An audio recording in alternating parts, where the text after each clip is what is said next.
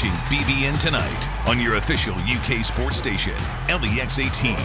Presented by Central Bank, the official bank of UK Athletics. Welcome back into our special coverage of UK in the SEC tournament. Yeah, we're going to go back into Kentucky versus Mississippi State, of course. And again, we're joined by Keith Farmer down in Nashville wearing his spiffy little blazer. Yes. Love the color of that thing, Keith. And well, first of all, the big thing that you looked at the end of this game, the last 4 minutes and 28 seconds, Kentucky only had one field goal, for crying out loud. Here's what Davion Mintz had to say about that fiasco near the end.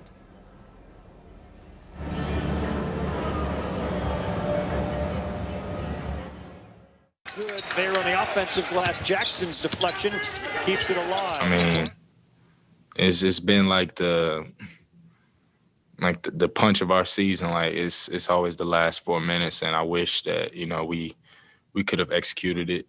I was really looking forward to moving on, and everyone had a winning attitude. Coming into this tournament, everyone, no one had any type of disbelief. And we just, you even had Terrence come back to try to fight and play with us. So, it's not like guys were, not looking forward to making a run, but just last 4 minutes got us. Basically just wash, rinse, and repeat what we've seen all season long. And it's just frustrating at this point that it comes in a game that they needed to win. Obviously, I'd say to stay with us for the fall and seasons. And but that's one thing. If you really look at the team, you can say they didn't have the best of records. You can say they wasn't good.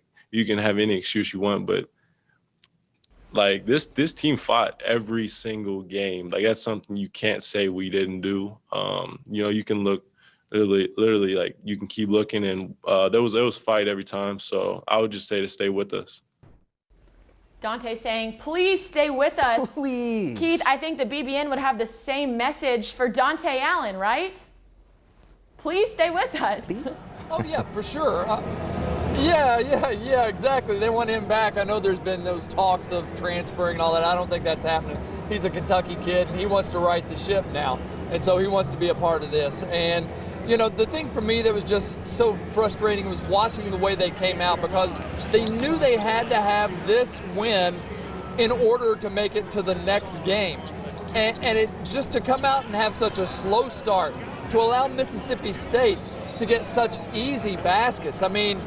17 layups in the game. And when you're talking about points in the paint, it was points in the paint. It wasn't 12-footers. It was 3-footers. It was right at the rim. And so to me, that was the frustrating part. I'd love to see them make them earn it.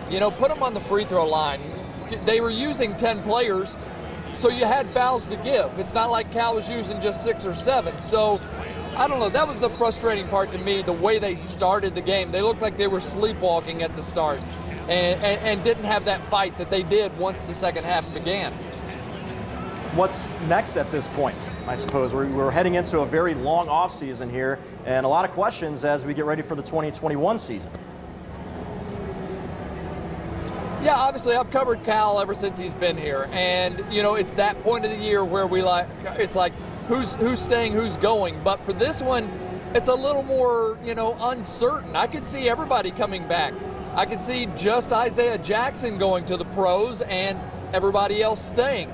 Obviously, the two biggest decisions are the seniors. Are they going to come back for that extra year that was given to them? Are Olivier Sarr and Davion Mintz going to do that?